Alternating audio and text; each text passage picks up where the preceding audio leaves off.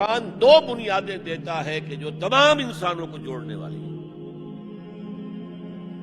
ایک وحدت الہ، وحدت خالق، تم سب کا خالق ایک ہی ہے اللہ۔ اب ایوولوشن کی تھیوری ماننے والے کیسے مانیں گے کہ کوئی ایک اللہ ہے، کوئی ایک خالق ہے؟ نہیں مان سکتے۔ نمبر دو، تم سب ایک ہی جوڑے کی اولاد ہو۔ یا ایھا الناس انا خلقناکم، اے تمام انسانوں ہم نے تم سب کو پیدا کیا۔